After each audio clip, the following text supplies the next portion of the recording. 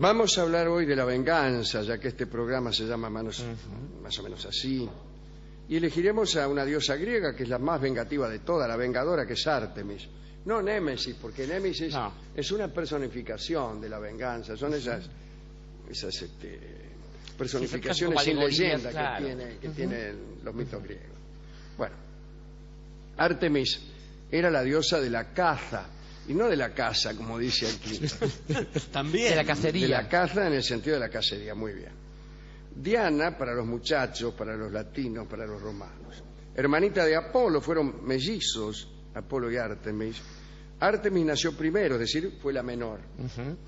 Exactamente. Sabe que se consideran ciertas jurisprudencias que el mellizo que nace primero es el menor, pues se entiende que la píldora metida en segundo lugar en un tubo es la que sale primero. Bueno, sí. Como se ve, tenían una idea de la anatomía femenina muy parecida a la del tubo de vainillín o a la del paquete de pastillas, ¿no? ¿Cuál es la última pastilla? Bueno, es una vieja cuestión filosófica. Está bien, de todas maneras, es correcto en términos biológicos. Sí. Ártemis, que nació primera, ayudó en el parto de su hermano. Bueno. Nació e inmediatamente hacendosa se puso a ayudar en el parto de su hermano. Aprenden algunas de esas que tienen 20 años y dicen, ay, todavía soy chica para decidir lo que voy a hacer en la vida. Esta tipa no terminaba de nacer y ya ayudaba en un parto. Bueno, era protectora de los niños pequeños, de todos los animales que maman y también de los que lloran. Pero esencialmente era cazadora de venados. Algunos la identificaban con la luna, decían que Ártemis era redondamente la luna. Era patrona de los partos, pero ella era quien enviaba a las mujeres esas desagradables enfermedades que hacían morir de parto a tantas en aquellos años en Grecia. Pero su principal virtud era la venganza, era vengativa. También era codiciosa, ¿no? Cuando tenía muy pocos años, su padre Zeus le preguntó qué regalos le gustarían. Ella era hija de Zeus y Leto, no de Roberto Leto, el que ustedes ven por ahí, sino de Leto, una dama, bien, una diosa en realidad. Ártemis le pidió a su papá tímidamente los siguientes regalos que paso a leer. Te ruego que me concedas la virginidad eterna. Es un regalo que yo no hubiera pedido. Por Dios. Y me des tantos nombres como a mi hermano Apolo, que me des un arco y flechas, que me des el cargo de llevar la luz. No es un mal cargo ese. Una túnica de caza azafranada con bordes rojos que llega hasta la rodilla, mujer al fin. Sí, claro. 60 jóvenes ninfas oceánicas, todas de la misma edad como damas de honor. Yo también acepto. 20 ninfas fluviales para que cuiden de mis borceguíes y alimenten a mis sabuesos cuando salga de cacería. Y quiero además todas las montañas del mundo. Sí. Bueno, ¿qué más querés, loca? Finalmente, cualquier ciudad que quiera elegir para mí, solo una, porque con todo lo que me diste antes, ¿para qué quiero más? Zeus le dijo, tendrás todo eso y todavía más. No una, sino 30 ciudades. Te nombro guardiana de sus caminos y puertos y en fin, qué sé yo.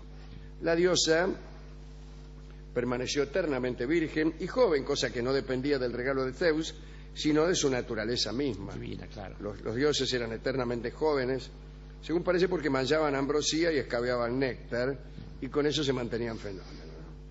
Bueno, con el tiempo Ártemis se convirtió en una diosa vengativa y caprichosa. Lista de venganzas. A ver. Atención, lápiz y papel. Primero, recordemos a Agamenón, el jefe de las tropas griegas que iban a Troya.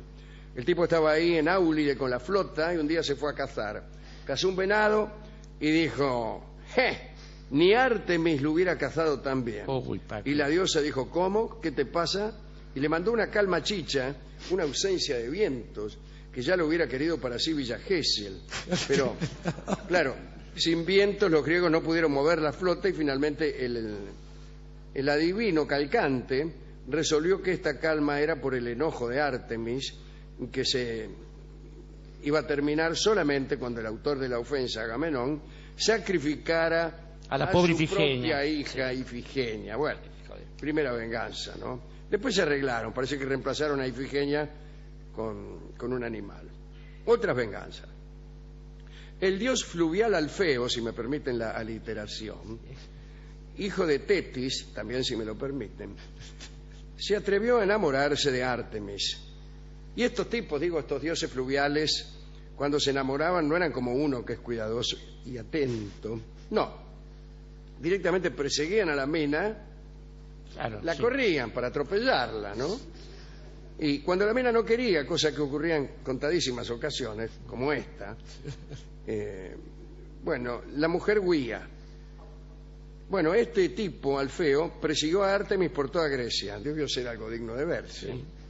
Ártemis por delante y Alfeo por atrás. Cansada de huir, se metió con unas ninfas amigas de ella y las obligó a ponerse barro en la cara. Y ella también se puso barro en la cara. En eso apareció Alfeo, vio a 20 minas y no reconoció aquella de la cual estaba enamorado. Mal. Un verdadero enamorado reconoce a la mujer de la que se enamoró por más barro que en la cara se pusiera. Lucha en el barro, claro. Y si el tipo se equivoca, bueno, mala suerte. Perdón. Un buen enamorado va y elige, y si no era, no importa. Sigue adelante con el amor. Por algo será, dice. Bueno, ocasión de servicio. Ustedes me dirán, se ve muy bien que usted ha hecho así toda su vida y ha elegido a la que no era, y por puro corazón se ha quedado con ella. Y yo le diré, ¿qué se meten conmigo? Claro. Hay que elegir, hay 20, uno no sabe cuál es. Bueno, elijamos una, flaco, y si no es, quedémonos con ella unos 20, 30 años y después volvamos a ver si hay otra. Claro. Bueno, pero no importa, continuemos con este asunto. Alfeo, desengañado, se retiró de la persecución para siempre. Ártemis exigía a sus compañeras la misma castidad que practicaba ella. Si vos sos compañera mía, tenés que ser casta, decía. Y una vez el mismísimo Zeus, el padre de Ártemis, sedujo a una de las ninfas que laburaba con ella, ¿no? Se llamaba Calisto. Calisto con S, ya que Calisto con X es el nombre de un señor. Bueno, cuando Ártemis vio que Calisto estaba embarazada, se enojó muchísimo y la convirtió en una osa. Y después llamó a la jauría de perros que tenía y se los largó al grito de chúmbale. Zeus, apiadándose de Calisto, la convirtió en una constelación muy conocida en el hemisferio norte e invisible desde aquí, ¿no? La Osa Mayor. Parece que el cielo, antes de estas historias, como hemos dicho 1000 veces, estaba completamente desierto de estrellas, salvo una o dos por ahí, ¿no? Las constelaciones fueron apareciendo cuando los dioses, para acomodar a los que mataban por alguna u otra razón, los convertían, por una u otra razón, los convertían en constelaciones, los metían ahí, como una especie de embajada paraguaya, de la mitología griega. A otro que le fue mal con Ártemis fue a nuestro amigo Acteón. Un día estaba por ahí cerca de Comenes y la vio a Ártemis bañándose en un arroyo desnuda. Muy bien, se quedó bichando Acteón, ¿no? Y la diosa se dio cuenta. Para que luego él no se jactase ante sus compañeros en el boliche de que ella se había mostrado desnuda en su presencia, lo transformó en un ciervo. Y entrándole la duda de las posibles jactancias de un ciervo con seno, le echó la propia jauría de sabuesos para que lo despedazara. Así que el tipo vio el mismo día dos males: verse convertido en ciervo, que ya es una cosa, y que lo despedazaran. Bueno, es un poco menos esto, porque si a uno lo han convertido antes en ciervo, sentís como si despedazaran a otro, ¿viste? Bueno, quizás, ¿sí? Me parece, no sé. Otra víctima de Ártemis fue Orión, pero hemos hablado de Orión ya muchas veces. Yo quería contar una venganza que es la que más me gusta de Ártemis, que es esta. Había una princesa llamada Cometo, disculpen ustedes, se llamaba Cometo, princesa de Patras. A la muchacha la amaba también un muchacho de Patras llamado Melanipo. Melanipo y Cometo, que como alguna vez hemos dicho, parecen dos payasos. Pero eran un hermoso joven y una princesita que se amaban muchísimo. Yo Melanipo y yo Cometo. Yo las dos cosas, decía otro. Primero Melanipo y después Cometo. Qué lindo. Pero los padres de Cometo, que también tenían lo suyo, se oponían a esta unión, quizá para evitar las chanzas como las que acabamos de hacer. Seguro. Entonces los dos amantes tenían que encontrarse en secreto. Lo hacían en el santuario de Ártemis. Iban los tipos y se ponían a transar todas las noches. ¿Qué haces, Cometo? ¿Qué haces, Melanipo? Ya lo ve, claro. Y Ártemis se enteró y dijo: ¿qué están haciendo ahí en mi santuario? ya lo ves, cometo. Entonces, como venganza, la diosa envió una peste al país, que poco tenía que ver en todo esto, pero bien. Se apestaron todos por culpa de dos que se encontraban a cosechar el beso que crece en la penumbra, justamente ahí en el santuario de Ártemis. Saben ustedes que no solo en el santuario de Ártemis, sino en cualquier santuario está prohibido eso. Bien. La gente fue a consultar al oráculo, que es lo que se hacía en estos casos, ¿no? Consultaron al oráculo de Delfos y el oráculo reveló la causa del enojo de Ártemis. El único modo de aplacar aquella ira era sacrificando a los culpables. Sí, bueno. Dijeron todos. Claro. Yo agregué esto. Sí, pero no, mucho. En fin, a los pocos días Cometo y Melanipo fueron sacrificados y la peste se detuvo. Pero después a Ártemis se le ocurrió que el sacrificio no terminara allí, se prolongara, y todos los años había que sacrificar a la muchacha más hermosa de Patras y al joven más hermoso de Patras. Se elegía a la reina de belleza de Patras y el premio era que te liquidaban. No era como los concursos de Mateico. No. Bueno, esto me parece impresionante de dramatismo, ¿no? Ser la más hermosa te conducía a la muerte. Una trágica y dramática poesía. Imagínese usted, un joven de Patras desea la belleza, pero no tanto. Y es tan difícil desear algo, pero no tanto. Pero no tanto, justamente. Cuando uno dice, pero no tanto, es que ya no desea. Y aunque el precio sea la muerte, me parece que es preferible desear hasta el final. ¿Qué vamos a desear una mujer solo los martes y jueves? Bueno, depende de lo que haya los miércoles y viernes. Bueno, así siguieron todos los años sacrificándole a lo mejor de Patras. Un día apareció en Patras un jefe aqueo, no ateo como dice aquí, que venía de la guerra de Troya, se llamaba Eurípilo. Eurípilo se había ganado como botín de guerra un cofre misterioso. ¿Cofre misterioso? ¿Qué? Nunca vio un cofre ¿Cómo misterioso. no? Está llena mi casa de ellos. Cuando el tipo lo abrió se volvió loco. Era misterioso entonces. Y él también consultó al oráculo, porque estaba loco pero no estúpido. Claro. Y el oráculo le dijo: se te va a pasar la locura cuando estés en presencia de un sacrificio desacostumbrado. Por otra parte, los habitantes de Patras sabían que la obligación de sacrificar a los más hermosos todos los años iba a terminar cuando un jefe extranjero presenciara el sacrificio. Justo cayó Eurípilo. Y se le pasó la locura. Y comprendió que ese era el sacrificio desacostumbrado que tenía que ver, y los habitantes de Patras comprendieron que ese era el jefe extranjero que iba a detener el sacrificio. Y así terminó la venganza de Ártemis, que era una diosa vengativa, pero ponía fin a sus venganzas. Yo quiero llamar la atención sobre el necesario fin de las venganzas, como si ya no lo hubieran hecho gente como Shakespeare. ¿Qué otra cosa es la tragedia de Romeo y Julieta sino una venganza que no termina? Claro, sí. Acá se aconseja que el perdón en algún momento trabe la rueda de las venganzas sucesivas. Lo malo de las venganzas es que son crecientes. Entonces, si la venganza no se detiene, debe crecer. Y es necesario impedir al que nos dañó un daño superior. Si toda venganza continuara, si el perdón no viniera a estorbarla, no quedaría nadie en pie sobre la tierra. De manera que este es un asunto, ¿no? La otra, quizá usted haya pensado en esta prohibición, en este establecimiento de un lugar donde el amor está prohibido, ¿no? Un lugar más santo que el amor. Y hay una trampa realmente miserable, puesto que los santuarios de Artemis no eran necesariamente templos, eran un bosque, por ejemplo. Claro. Uno llega a un bosque y ¿cómo sabe que es el de Artemis? Cuando A veces eran templos. A veces eran templos. Uno pero de no ellos solamente. es una de las maravillas del mundo. Lo era, claro. lo era. Estaba pensando en una cosa, el curioso contubernio ahí de nepotismo que se podría dar, porque Delfos, el oráculo de Delfos, era administrado por el hermano de Artemis. Por el hermano, claro. Sí, ellos eran de ahí.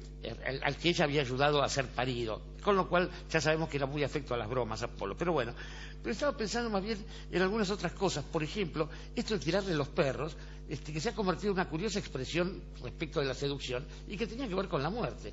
Entonces, Artemis la vieron desnuda y ella le tiró los perros. Bueno, claro, ahora quiere decir eso, quiere decir otra cosa, Y antes quería decir lo contrario. Justamente, como todo lo que sucede desde la antigüedad clásica hasta estos días. Pero básicamente lo que estaba pensando es en esa especie, ese rasgo de carácter que es la susceptibilidad. La susceptibilidad, que conducirá naturalmente a la ofensa y a la venganza, habla solamente de personas codiciosas.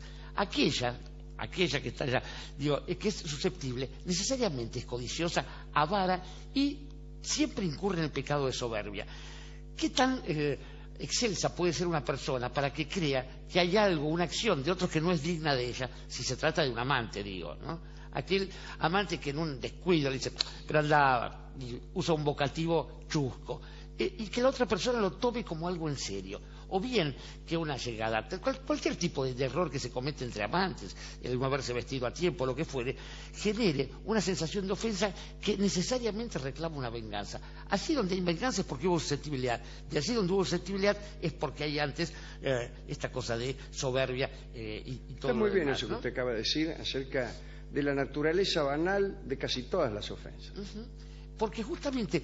Usted me dirá, pero usted pretende que no hay ningún territorio sagrado. No diría tanto. No tanto. Pero cuidado, porque la tentación de sacralizar lo banal es propia de todos los estúpidos. Absolutamente.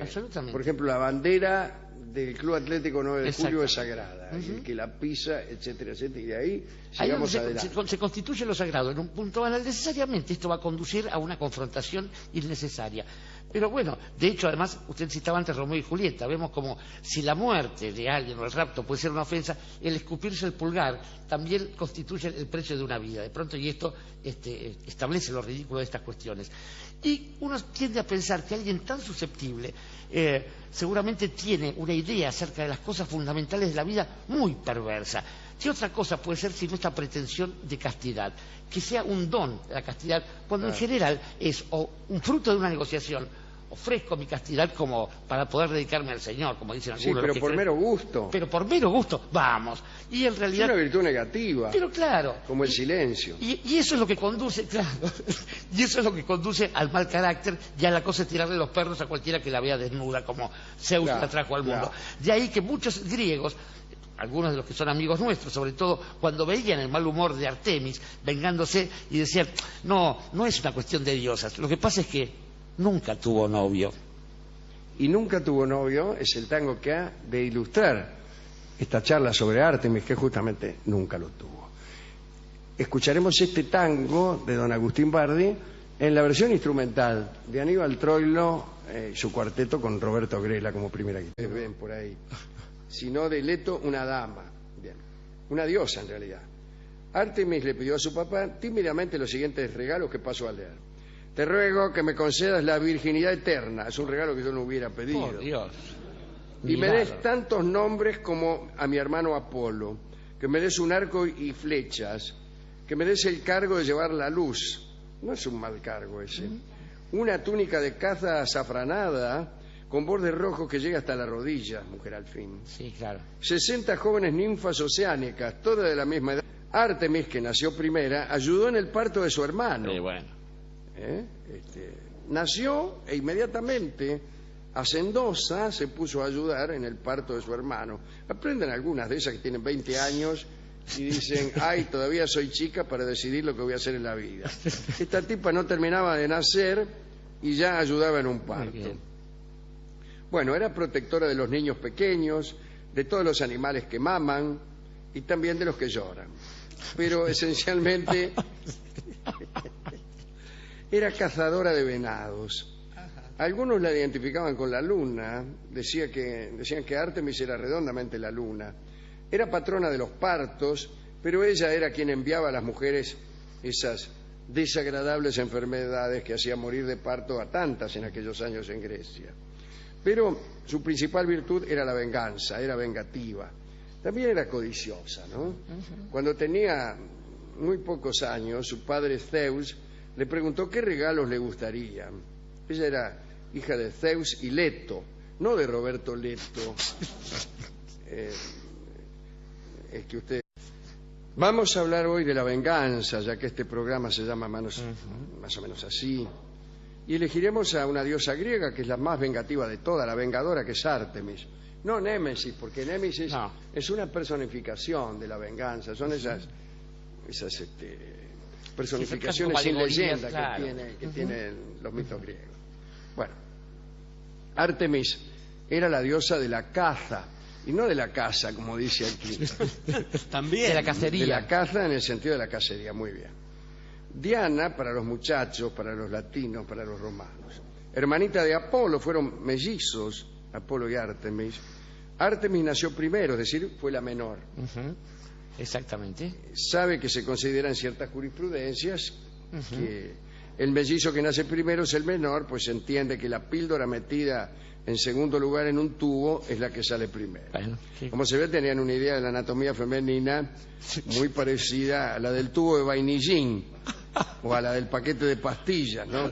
¿Cuál es la última pastilla? Bueno, es una vieja cuestión filosófica. Está bien de todas maneras, es correcto en términos Pero es correcto, biológicos. sí, Sí, es sí, correcto. sí.